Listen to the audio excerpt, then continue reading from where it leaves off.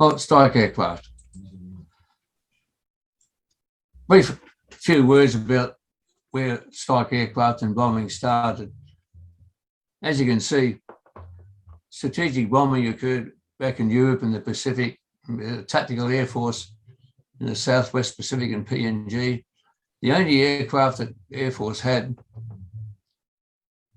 the strike role really was heavy bombers, the B-24 Liberators. We had a light attack aircraft. You can see the Beaufort and the Beaufighter. That's where the original whole system started. Post-World War II, we went to the Lincoln bomber, but that was a World War II configuration system. They operated in the Malayan emergency with one squadron, returning to Australia mid-58. You see, it wasn't really a strike aircraft, it was a bombing aircraft. Maritime reconnaissance, to use the 10 squadron, the Lincolns, and they returned that out of service in 1961. The jet era, that's what we're really talking about now. People might know the background of the Canberra. Its design started in 1944, and the RAAF specification was for a high-speed tactical bomber. It rolled out in May, first flight in the same month. First public display was later that year in September, and it stole the show. It put it on a spectacular low-level display not seen before by an aircraft that was designed to carry a 10,000-pound bomb load. It met with immediate acceptance. Total of over 540 were built, excluding those from in Australia, and also USA built a number of them. It's set many speed and performance records throughout the world, and it's proven itself in many conflicts over the years. At a very low wing loading and power, the aircraft could outperform many of the jet aircraft at the time. In fact, that often happened. They could not reach the operating altitude of the Canberra. That was a high altitude bomber. Production in Australia. RAAF showed interest back in 1949 when the Department of Air, as it was then, asked for estimates on the building 48 of the new bombers over 4 years under a British Ministry air specification. Air Force and government aircraft factories, GAF, they started talking about building them in June 1949, 48 aircraft, and a number of training versions. Early in the piece, there was an engineering risk with everything, even though main techniques were within Australian capabilities. But one of the main areas of concern and high risk was the wing attachment forging. And that, funnily enough, resurfaced back in the 80s, and that was primarily the cause of the aircraft being pushed out of service. We got funding for the aircraft back in 1950, £8 million. It sounds nothing to our numbers these days. It changes from the original aircraft engines, who were Rolls-Royce Tays. They changed to Avon engines. The costs went up, of course. 1950, the costs were revised up again. By the time we got all the aircraft delivered, the cost went up to £17 million. They're all built at GAF factory in Fisherman's Bend, assembled in Avalon for their flying. They're built with people, may remember the old Beaufort factory in Fisherman's Bend. That's where they were built.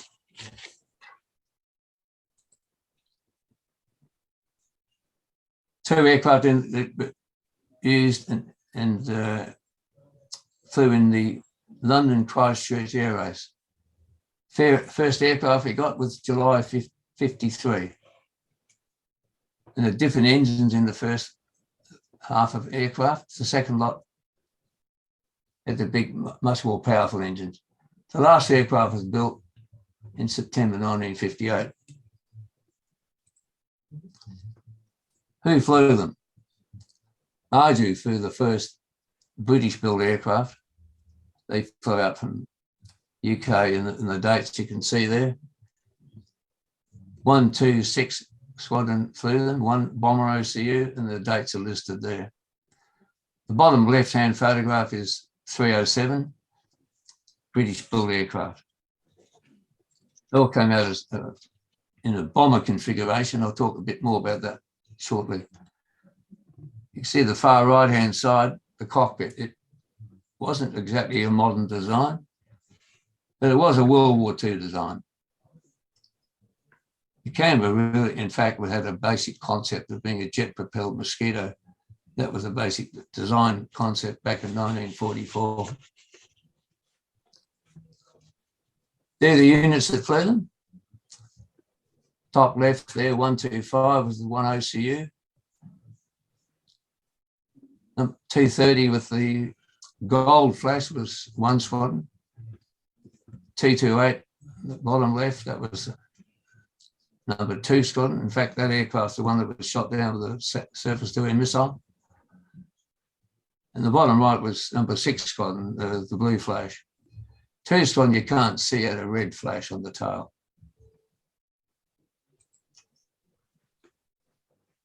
Canberra operation, they were involved in medium level bombing until we figured out that really it was not worth bombing at medium level. The accuracy was excruciating. You couldn't guarantee probable. The 50% CEP was about 260 yards. Not good for hitting a target. On the left is the aircraft operating at 2 squadron. And bottom right, we operated, before Tyndall was upgraded, we operated out of Tyndall. The first aircraft down at the bottom here is an RAAF Canberra. All the rest are Australian Canberras and Mirages. So we operated a lot of times out of Tyndall and Darwin on low-level exercises, air defence exercises. Give you some idea of Canberra operations, at what we're involved in. The photographs that I took on the sorties. Bottom left is using a forward-looking camera. The target there is the Ashford power station in northern New South Wales, and that's typical of what we used to do. That, unfortunately, there's about 2,500 feet. Normally, later we would run in much, much lower. This altitude, mainly for noise abatement procedures. Another typical target we used to fly on and operate against is the bridge, Mitchell Rail Bridge in Queensland. They're the types of targets that the aircraft operated against in a training environment. Another example, railway junction, or a bridge over the railway line, rather. Just missed that one. Jack Adgery Road Bridge. That would have been a good hit on the abutment. They're the sorts of targets and how the aircraft was employed in the training role back in the early 60s, and these have taken in 64. Butterworth. 2 squadron deployed to Butterworth in 58, and they operated with 224 Group Far East Air Force. Initially, they were painted silver, as you can see, and they operated at bombing up here on the right-hand side, bombing up for operations what's called fire dog missions against the communist terrorists in Malaya, then Malaya. I went up to Butterworth in the end of 64, and we were involved in low-level flying, a lot of bombing. 2 weeks of the month was just practice bombing. We did a lot of bombing, high explosive as well, low-level sorties all over the place. Singapore, exercises in India, Philippines, Thailand, mainly air defence exercises.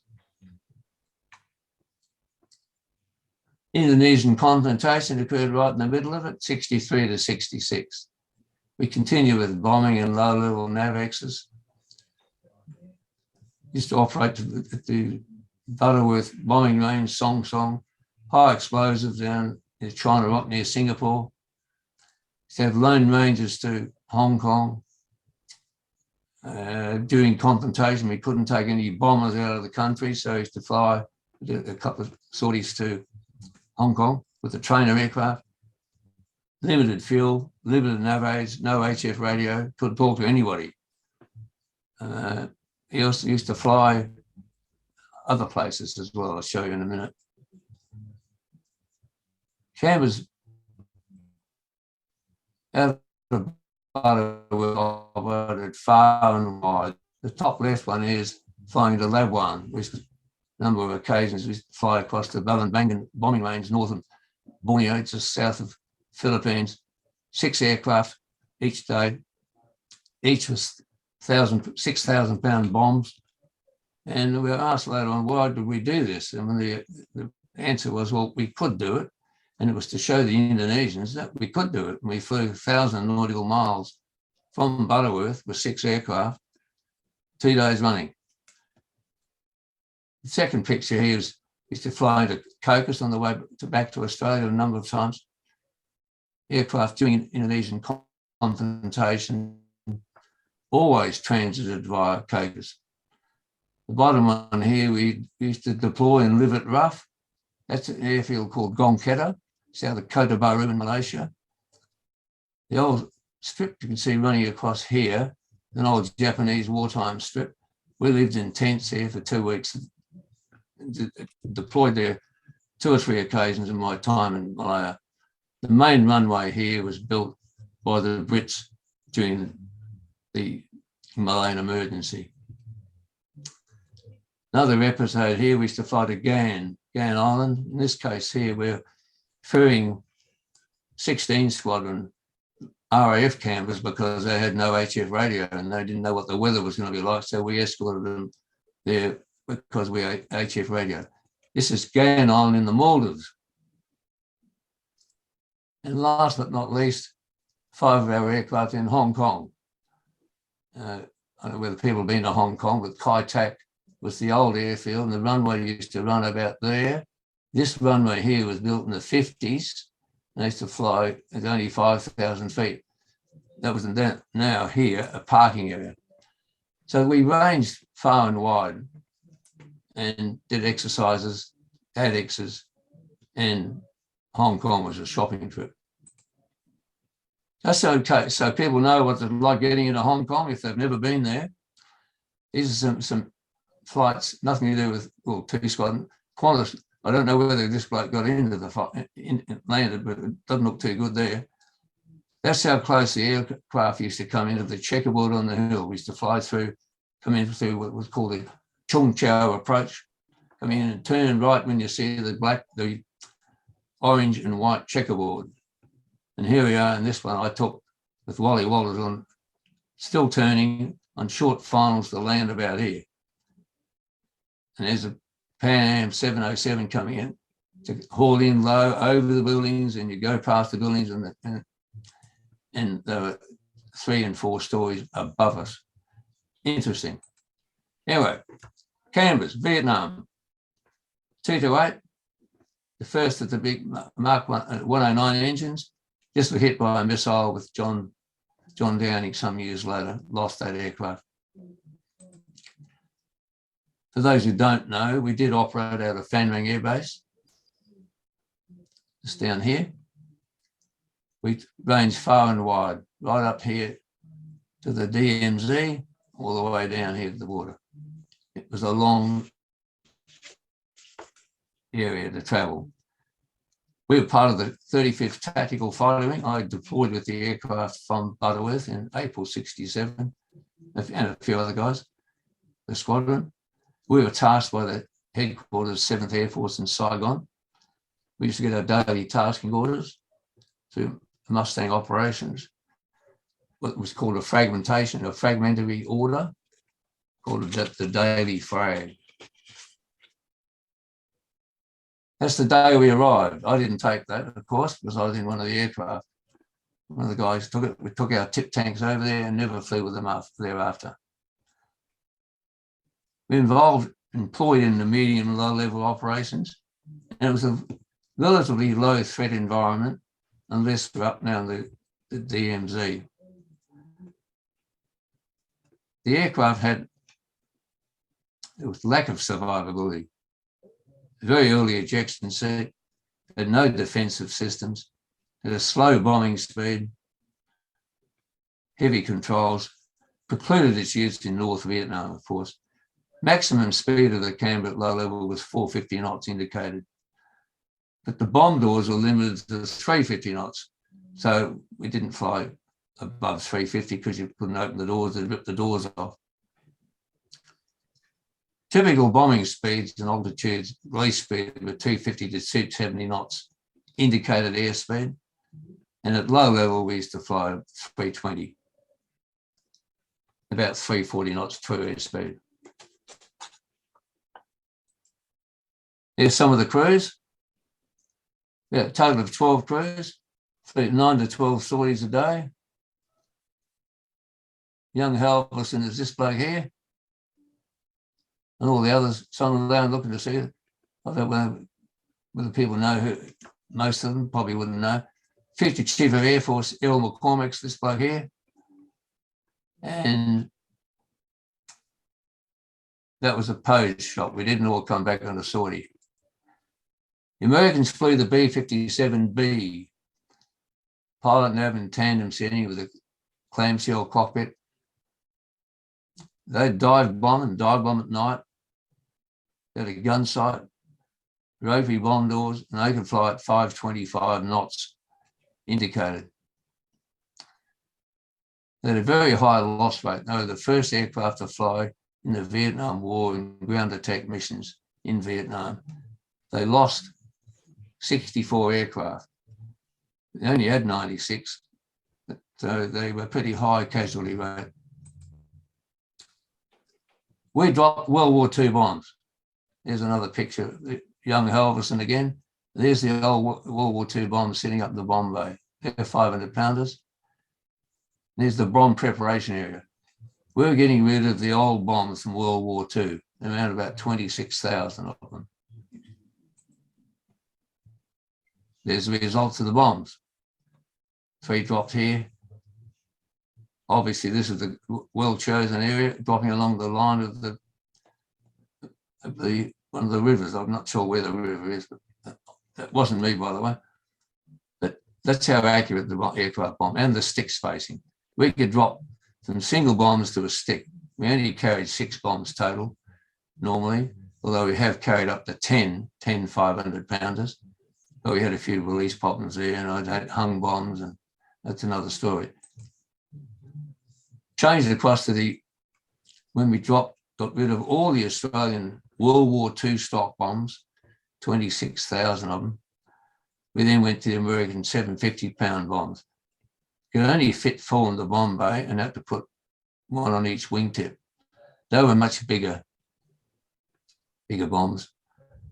Low, used to operate down to low level, 800 feet.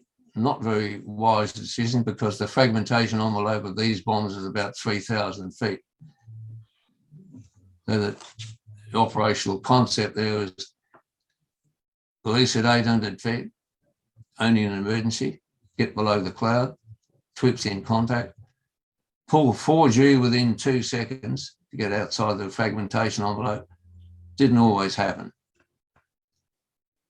Accuracy was about 40 metres. Preferably dropped from 3,000 feet because of ground fire, frag damage. Time of fall of a bomb from 3,000 is about 14 seconds. When you get down to 800 feet, it's 7.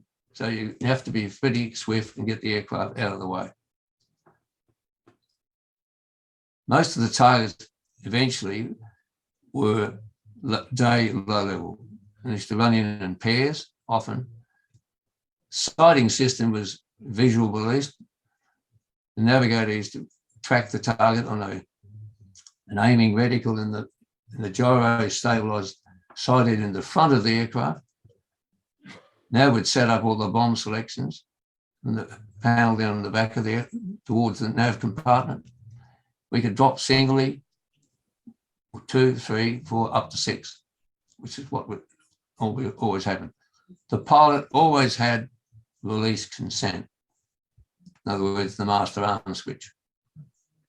But the navigator used to do all the dropping. But the pilot just armed the circuits.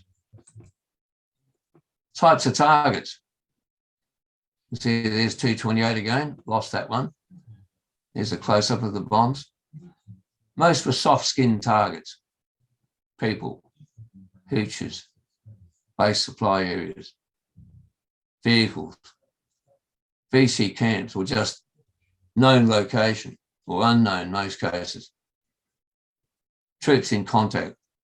We went around on one occasion there, one of the crews went around and dropped a single bomb and 6 passes, and the troops at VC close to them, about 150, 200 metres away. And these guys dropped a bomb right on the target every time. Saved their asses, actually. They were the targets we had. Canberra was stable altitude. We could bomb single or stick. Problem was no electronic warfare or any warning devices, no ECM. The cockpit was a bunch of compromises, bad design. Well, it was a 49 design. The electrical system was bizarre and had pretty low survivability. But it filled a gap in the low to medium threat environment, which the Americans didn't have. A low-level bomber can get under the cloud. People say it did extremely well in Vietnam. Yes, it did. In a role that it wasn't designed for, nor did we initial crews anyway trained for, close air support. Was it the right aircraft at the right time? Well, a number of people say, well, we had 26,000 World War II bombs to get rid of. What could get rid of them? Nothing but the Canberra. The space that we occupied in Butterworth was needed for the Mirages, so the Canberras had to go somewhere. There was no room back at Amberley because they were getting ready for the 111. So the cynic would say, well, the only place to go was Vietnam. And that's what happened. The Phantom in service. How did the RAAF come to get the Phantom? Well, the 111 had problems. I was there training in 68. We all checked out, training, ready to bring the aircraft home. The aircraft had problems with the wing pivot pin in the wing carriage box structure. So the wing fell off one of the aircraft. The guys banged out an Australian navigator. That was not a structural problem, it was a pilot error. But the government grounded, the Air Force grounded the aircraft, and the government said they weren't going to take it. Americans are concerned that we'd have a capability loss in the strike world. So negotiated Minister Fraser, who was the defence minister at the time, negotiated a lease of 24 brand new Phantoms, F4Es. That's just a rough diagram of what the interface of the Phantom was. Weapons release computer system, pretty basic, aircrew handbook. It was an interim aircraft. It bridged the technology gap, capable of ground attack, but it was not an all-weather ground attack aircraft, so it wasn't what we wanted. I trained in the States, then we did our flying training in Florida, and then we picked the aircraft up, brand new from the factory, and ferried them across the Pacific. Took us 2-3 days. This is the photograph that I took, this one, and this is aircraft number 24. I was in number 23, and we were the last two to ferry across the Pacific. Went unserviceable in Hawaii, so I had to stay overnight. The other 4 flew on. We flew in 4 flights of 6. And these obviously close-up air refueling shots. And that's how close we got. Operating in Australia, almost all sorties and missions were flights of 4. fighter pilot stuff. Half the pilots were ex-fighter pilots, Mirage pilots. Half the rest were Canberra pilots and other guys that trained on the F-111. Always did pairs take off. The flights are always four-ship, ground attack, sorties, gunnery at the range. So we couldn't do much else, and we couldn't do any training as we could and would needed to do, as we did with the F-111. Day ground attack missions. Jubilee Air Display, flew in this. I'm in the picture somewhere. Oh, this bloke here. There's the roll in down at Evans Head, which the roll in 15, 20,000 feet up to 60-degree dive, 30-degree dive bomb at night. Interesting. Low-level gunnery, which the one, there's the cartoon of the gun. M61 6-barrel Gatling gun used to fly 6,000 rounds a minute. That is fast. And we used to slow the rate down to about 4,200. Getting into the 111, the US Air Force had a strike requirement to replace the F-105, which is a backstop in Vietnam, and the B-58. And this is what they wanted to do. They wanted a greater range, low-level undetected penetration, which was the requirement then, better survivability than any of the other aircraft they operated in Vietnam, better accuracy, more reliable, and to serve both roles, strike and nuclear. That's the first aircraft off the line, the US Air Force. There's a 105, for those who don't know one. 105 is single pilot, single engine. F-111, 2 crew, 2 engine. We had a RAAF staff requirement going back, started in 1954, 1 to 2 years after we got the Canberra. So at least we were thinking forward. The minister wanted to update the Canberra, do nothing more. Then the second minister, I'm not sure who that was, downgraded the requirement to do anything.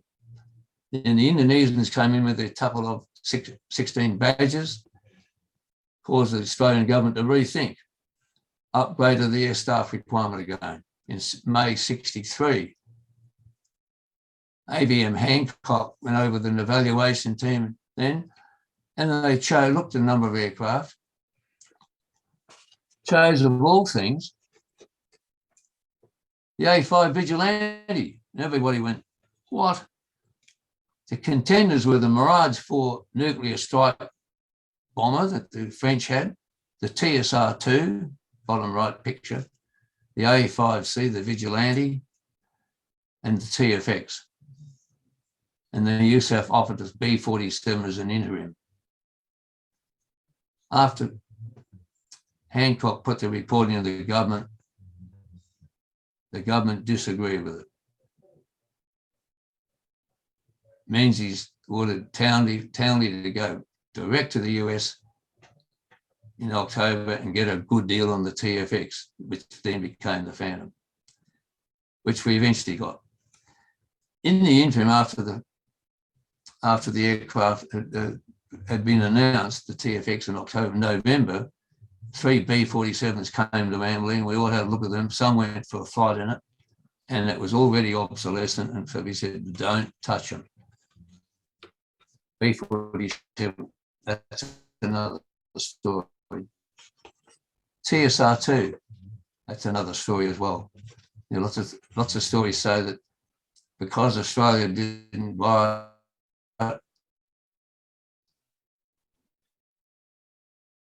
it was cancelled. In fact, that was not the case at all.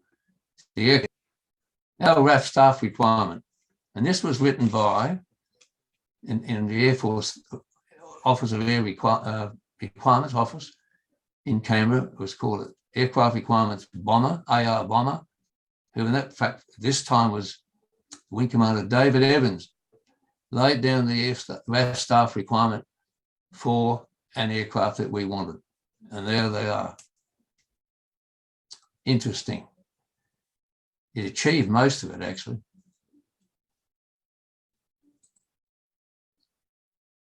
And there's a bit of glossy information from the manufacturers. Range speed. There's no figures on the range here, but it was clean. We used to do a radar profile descent again, low level running, high speed, cruise climb back. The range there was greater than 1,000 miles. In fact, I went through the job after some years later when I was up in OR branch. I was in the job of operation requirements strike reconnaissance that David Evans had. We changed the name and the title, and the aircraft had a combat radius of action of about 1,100 miles. When we upgraded it later on with the new engines and digital avionics and did a few upgrades, we expanded to about 1,250. That's radius, combat radius of action. Gives you some idea what the radar system looked like in the F-111. These are radar scope pictures. Once again, mine. Here's the target we first having look, running again against the Ashford power station, or Ashford power station. That's the sort of picture you get on the radar. There's fine tuning of the radar and the ground meters. There's the target. We would have hit it and damaged it within the accuracy of the bombs that we had, probably about 40 meters accuracy. And here's another one, Port Alma, which is the harbour for Rockhampton, running against the facilities there. There's the first look at the target, running in close up to the target. I've got the crosshairs right on the first target. I'm not sure what the target was. We couldn't get a bomb through the window of the door like we could later on with PGMs. That would have done some significant damage with a stick of 12 bombs. That's indicative of what we did in the F-111. I was then the project officer on the upgrade to the PAVTAC. PAVTAC was an infrared target acquisition tracking designation system. The imaging infrared was operated with, as well as the radar, and it had dual laser system for ranging and laser transmitter and the laser receiver. The principal concept of operations is that this is the initial point. Make sure we get in the right place. On in 540 knots, pull the nose up 10 degrees. This is probably more like 40 degrees, but we didn't do that. And track the target, loft the bomb, track the target with the infrared system, laser the target, the bomb system, laser guided, laser seeker within track and home in on the laser reflections from the target and hopefully hit the target. That was the concept of operations. It looks a bit dramatic there. It wasn't as dramatic in real life, but it was quite an exciting method of delivery. PAVTAC system.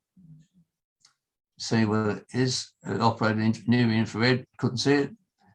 Dual image display. Had a data link pod. There's the PAVTAC system. Fairly large device. Laser guided bombs.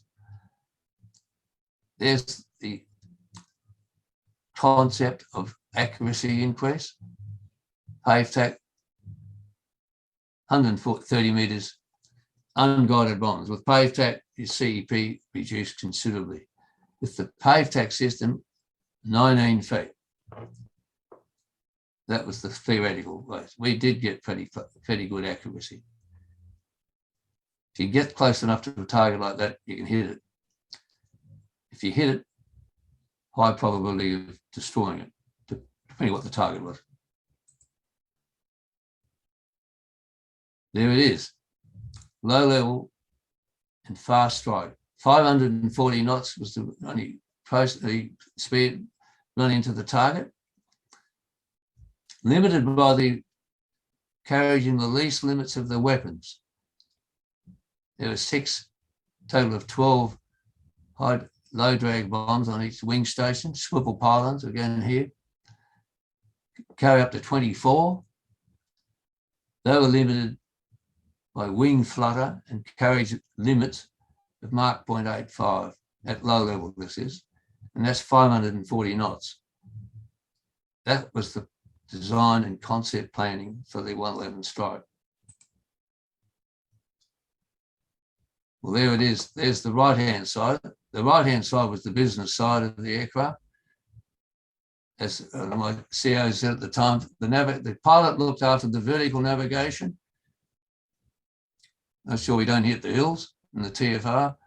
And the navigator looked after the horizontal navigation, weapons, EW, ECM, weapon select, find the target, get on the target, the whole lot.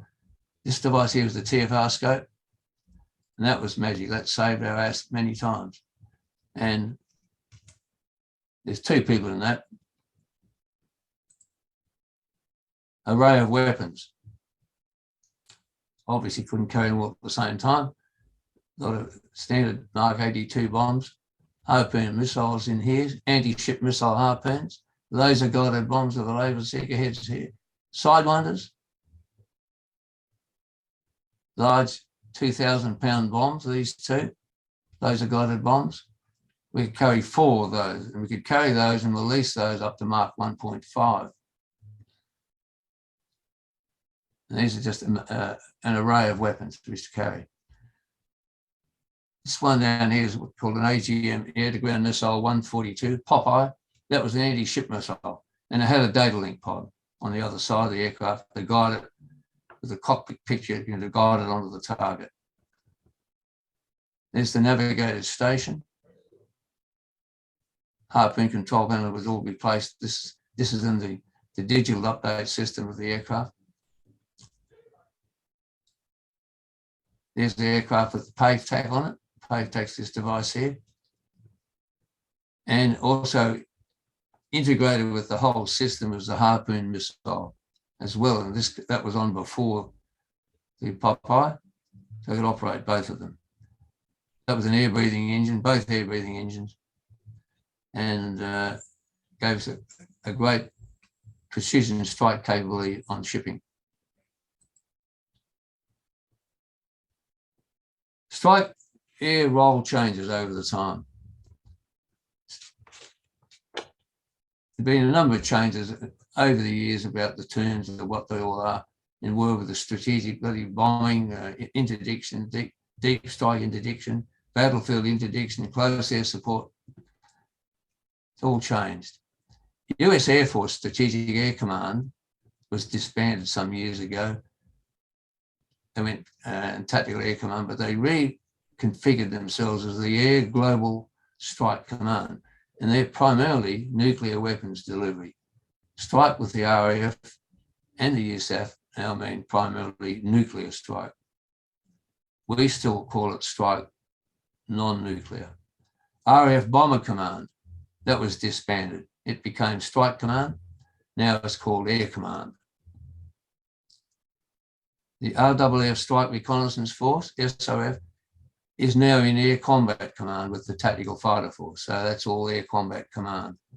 And that was instituted by a previous Chief of Air Force, Errol McCormack, when 81 wing fighters and 82 wing F-111s, neither wings or people spoke to each other.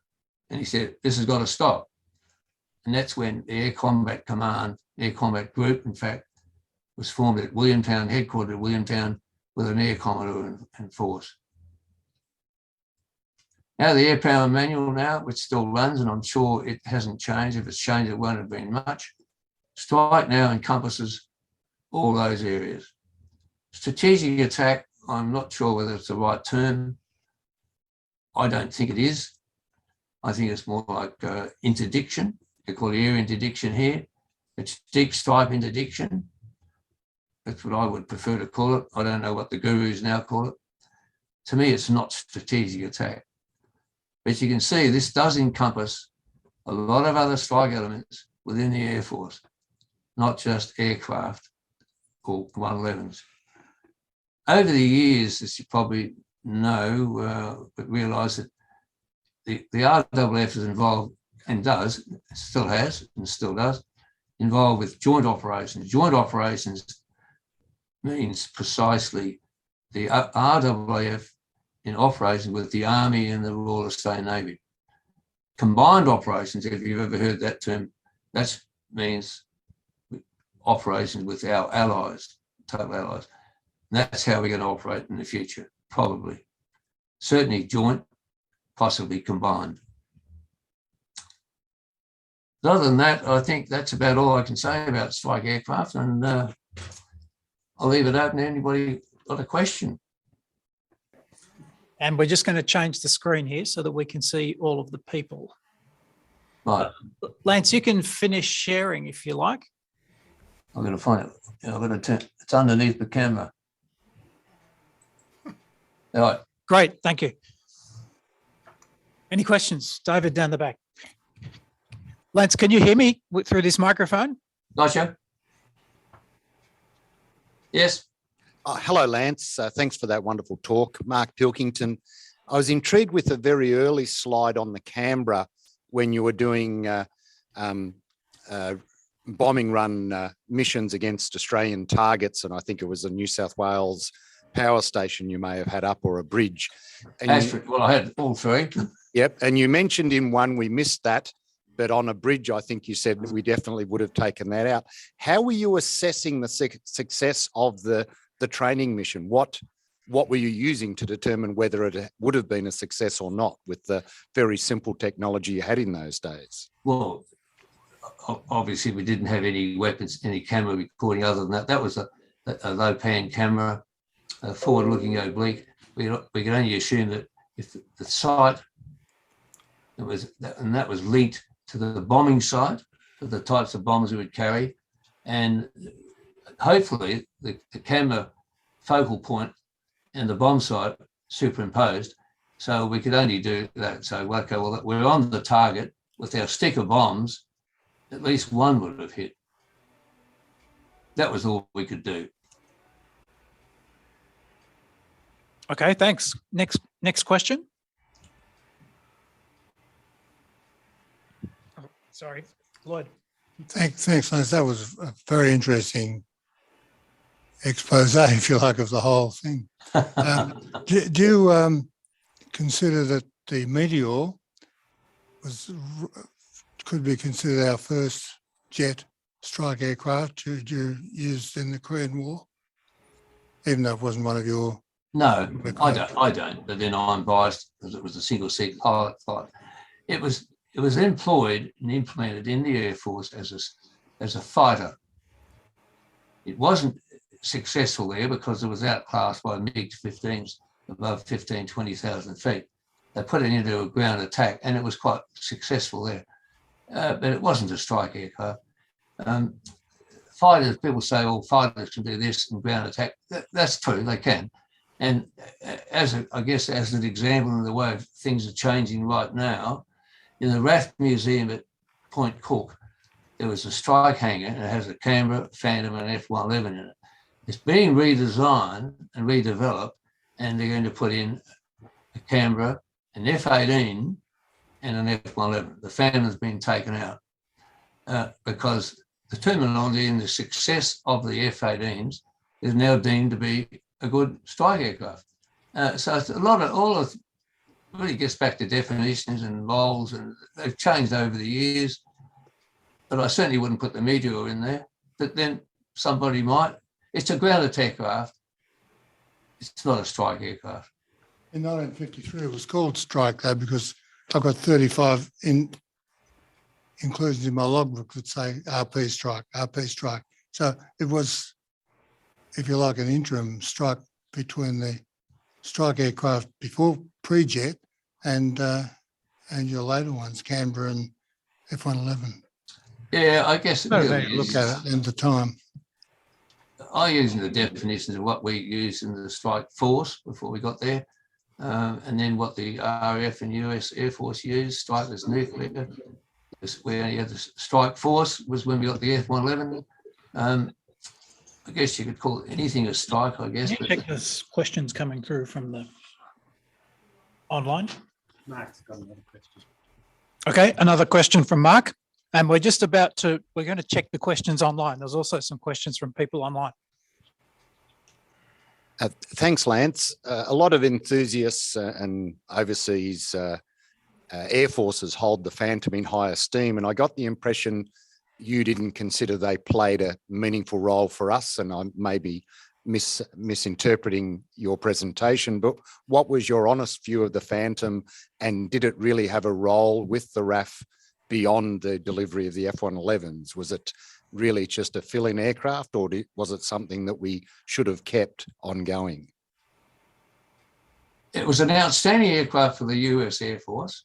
It was the backbone of the US Air Force in Vietnam. Other aircraft were as well. They lost 380 of them. Ours was an interim aircraft. It was a ground attack aircraft. We employed it as ground attack. It was the technology gap. It wasn't interim. It was the technology gap, and that was the main benefit of it all.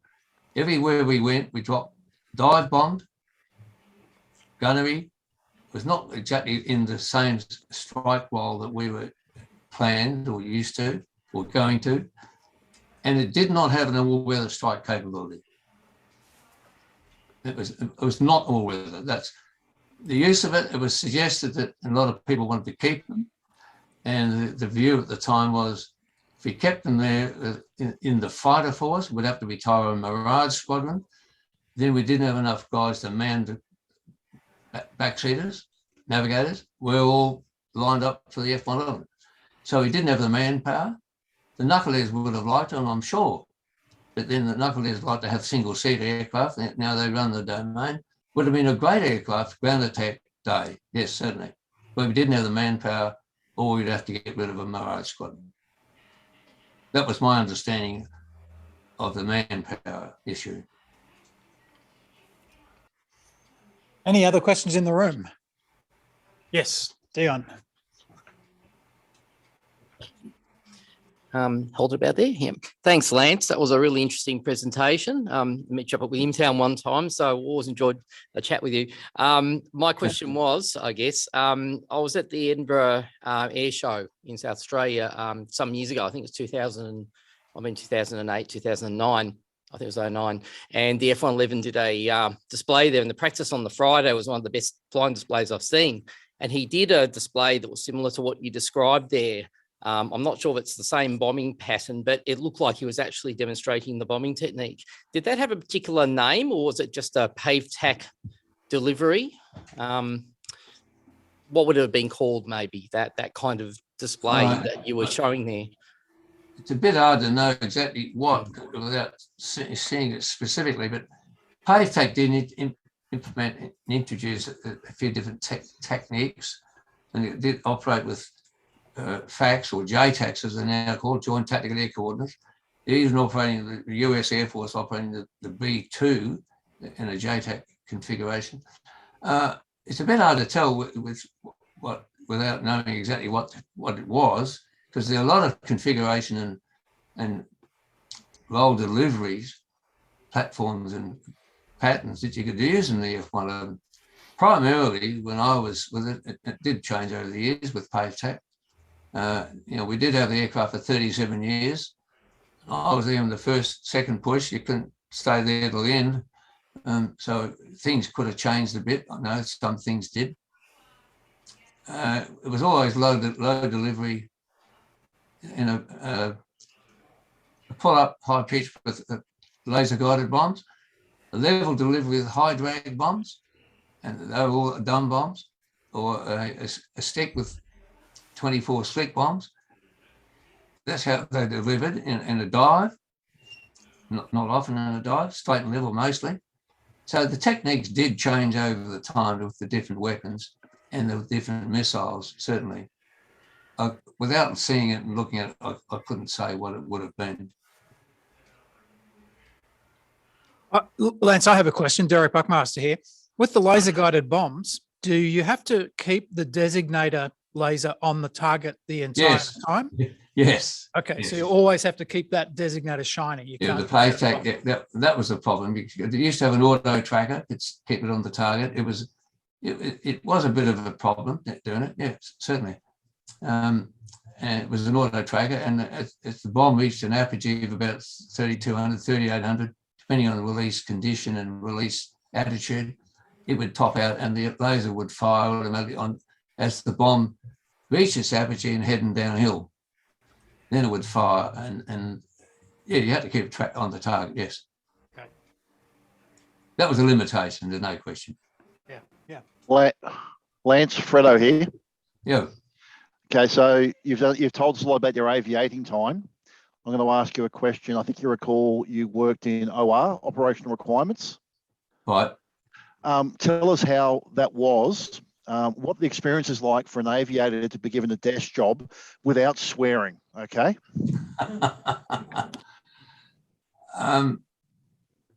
Well, you can't spend 17 years flying without going somewhere to do something. The job was operational requirements, was called operational requirements strike reconnaissance. So the job was there to look after the role operator for the strike reconnaissance F-111s and recce aircraft within the DGOR area.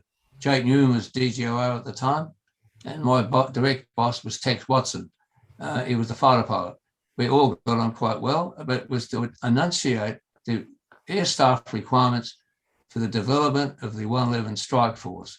And my predecessor, a guy called Alan Lockett, did all the hard yards on the PATAC system, got in there. And frankly, Fredo, it was a great job. I had no problem with it at all, because you could then use your operational experience in developing the aircraft system. And I did there, and I had a bit of a discussion there with Les Fisher, who was the operation maritime at the time, about putting the Harpoon missile in the F-111. And we had a bit of a discussion, head to head. Eventually, and Tex said, and Jake Newman said, go over to USA and sort this thing out. And that's when we put the Harpoon control panel, and we placed the nuclear weapons panel with the Harpoon panel. And I did that within just 2 weeks.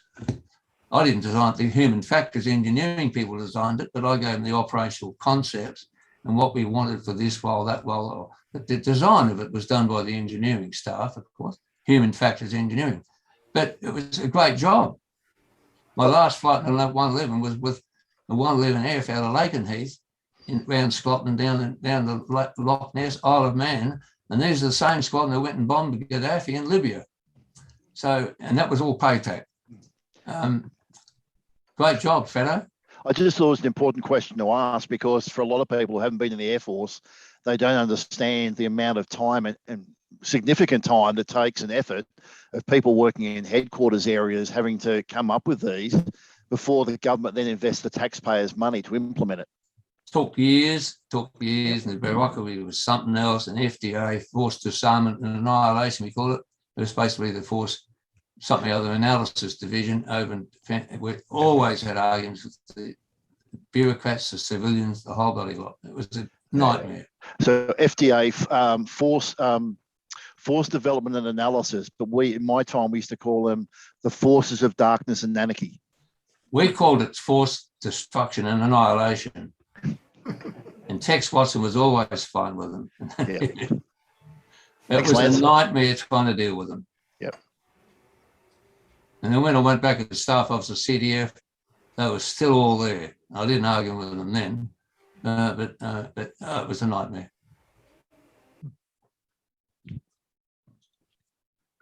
Lance, there's one capability that we lost with the retirement of the F-111, and I'm doing this in a bit of jest, but were you ever involved in dump and burn displays? Because we've certainly lost that capability.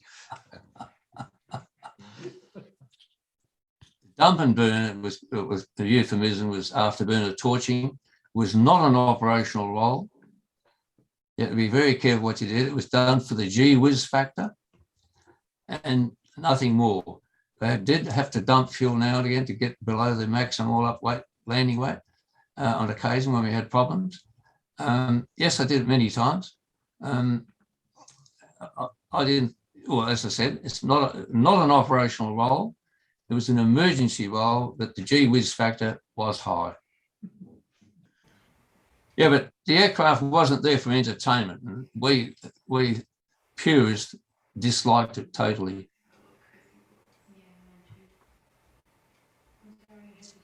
That's my view.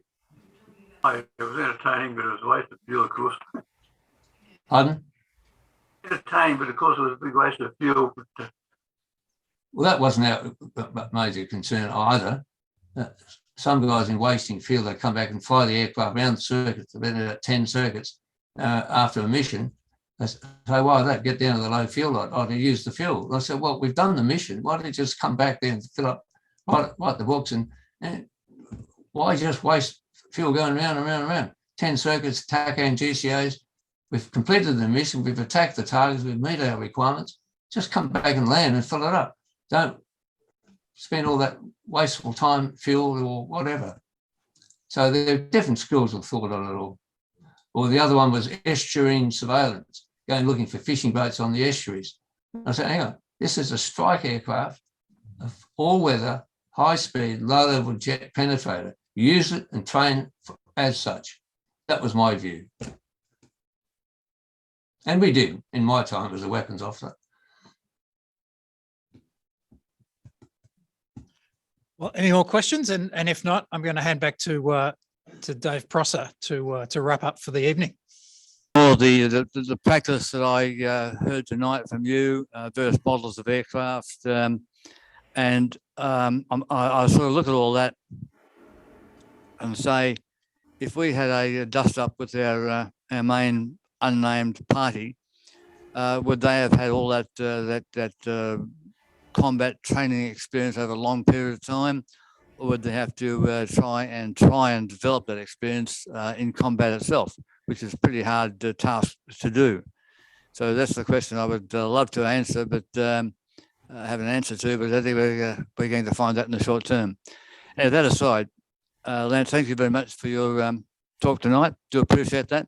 Very informative, because we often have discussions about World War II, civil operators, but you've really taken us forward from the 1950 period right up to date. And that's been most enthralling, entertaining, and educational, more particularly.